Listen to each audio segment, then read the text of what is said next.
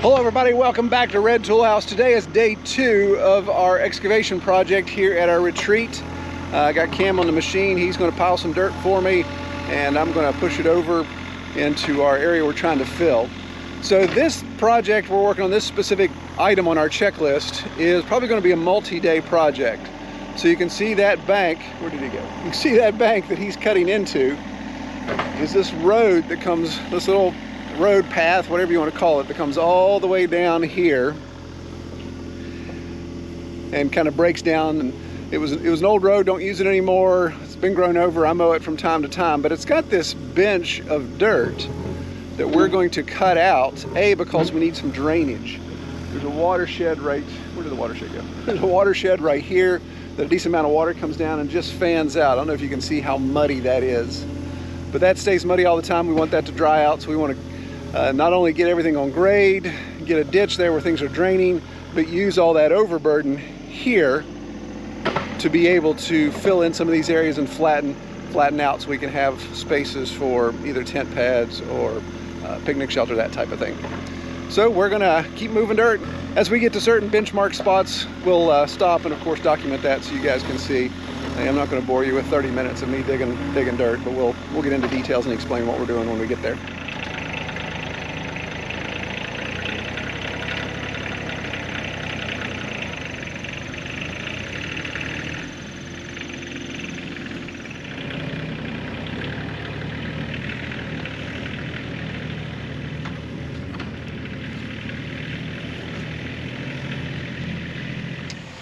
All right, so we took a short break for lunch, but we got a good bit of this backfill in this old washout area, packing a little bit more around the trees, but even came a little further up, which if I was a better excavator operator, I'd have done that first because I had to move my dirt twice, which is a no-no, but you know.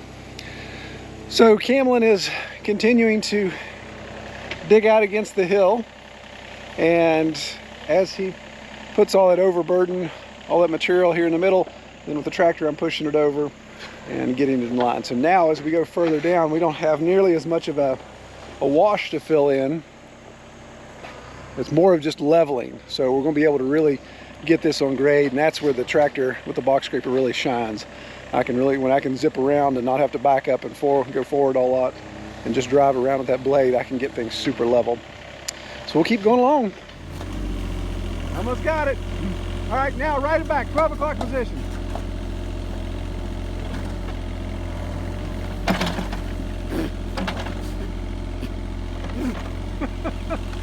Got it. So you can pick it up and set it aside and I'll get it with the tractor. There you go. Put it right here.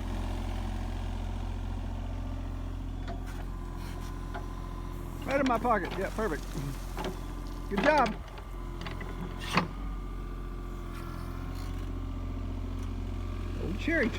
Little cherry tree stump there. Little dipstick has figured out where the horn is, so anytime he needs me, just meep meep. Oh, excavator boy, come over here and fix something. I believe I've created a monster. He's doing a great job though. Come on. Come on. Oh yes. Oh, you're crazy.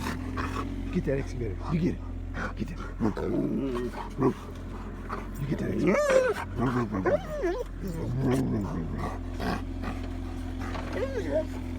Get it. Lucy. Get that excavator. Get it.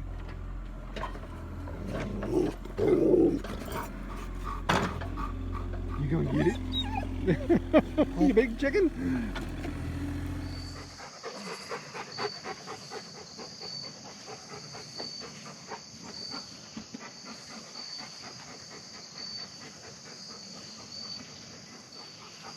All right, so it's the end of day 2 of having the excavator. I think we just now we may have just hit 12 and a half hours. So we're definitely going to have to hustle to get 40 hours in by Sunday. And I need all day Sunday to get it clean because this turkey's going to be dirty. In case you're wondering, I am not using off-road diesel. Before you say, oh, what is wrong with you? You have money to burn? Off-road diesel around here, the difference is about 20 cents a gallon. which is nothing to sneeze at, but I've got to drive an hour to the nearest place to get off-road diesel, and there's a lot of times they don't have it. So I'm not going to drive an hour to go somewhere with the risk of chance of them not having it. So we'll stick with the taxed diesel. Because you know, that's the only difference. And the dye they put in it. Okay, so before it gets totally dark, let me show you where we got today. So, you know, last night I just did a little bit of the cut there. So maybe 10 feet. So we got all the rest of this cut done. And dressed the way I want it to be dressed. And then we even came down to the watershed and we severed the line where the watershed is. And I struck water, which is a good thing. I'm hoping so. We'll find out here. But you can see there's water pooling because this watershed keeps that area completely muddy. But it's really just water that's underground. I think either a slip or just some fill at one point. There's definitely some water. There's a crazy spring. I think I've shown people on the video on the channel before, but on top of that bench is a crazy spring. It looks like something from the Legend of Sleepy Hollow. There's just a hole in the side of the mountain right underneath this huge crazy looking beech tree that water comes out of, and it trickles down through here. But I think there's just so much stone in this wash that it trickles mostly underground. So the plan was to try to sever it here before it perks up out of the ground over there. So if we can sever it, which I think we have, then we'll continue to dig our ditch there. And I'll be curious to see tomorrow if this has a lot of water in it or if it's just, the couple inches like it is right now. So we also were able to backfill all along our creek line. So our new bed, our new creek bed that we made 2 years ago, and then it's the straight line all the way down to here. And then we'll continue that on tomorrow. Give you a better view here. Continue that on tomorrow as we fill all this to this height. This is about, from the green grass to where I'm standing, is about an elevation difference of 3.5 feet. So that's how much we're building that up. And of course, all that's coming from the overburden we create there. So I think I had a couple comments in the first video of this series. And the question was, why are you burning your brush instead of chipping it up? And normally that's what we do. But of course we're going to have tons and tons of brush as we harvest timber around here. But right now, the biggest problem is just piling it somewhere. All the flat land that I have around here, we're obviously going to be on it doing the work that we're doing. So moving around, I already have one piece of pipe that I think I've moved 15 times already. And I've got my tree stump pile right here, moved it twice. So it's just one of those things where we need to be all over this place. So let's just go ahead and burn it, get it out of the way. I don't have the time to stop and chip it now, of course, since we're running a piece of equipment, and piling it up somewhere just gets in the way. So I'm going to put it on fire right now to take care of it, but we'll definitely be chipping as we get more of this poplar harvest for the mill. All right, day 3 of excavator, day 2 of our leveling project here. And I've got my father down. He is going to be doing the tractor work for us. He is the master of box scraper. He's had some mad skills when it comes to tractor work. So he's going to be doing the leveling. Cam and I are going to continue to be doing digging and building up. And we'll see if we can get on grade. Our ditch got a little bit more water in it, not much. Taking out our 3 trees. Already got them cut up on the fire. And we'll start digging.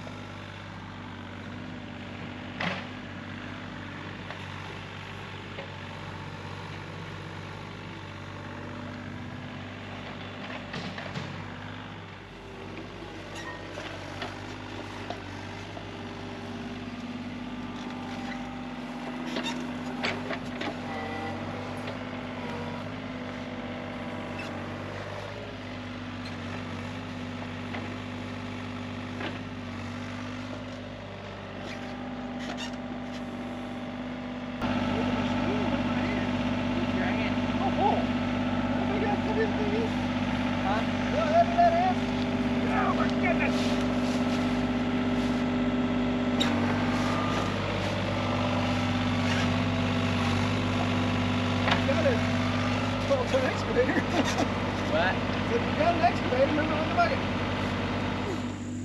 He's a bad boy. Get it. Yes, you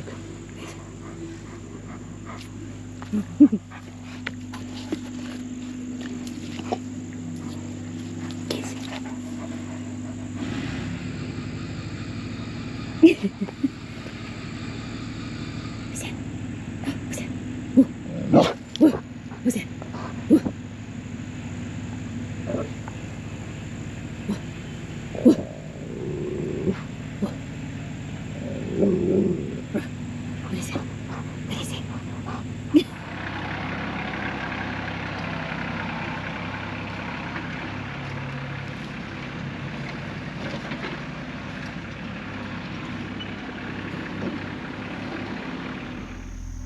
All right, so here's some evidence that you've tapped into some natural springs here. Just crawling out of the hillside. Mr. Pinciers. So yeah, so he came out of there. We'll take him to the creek.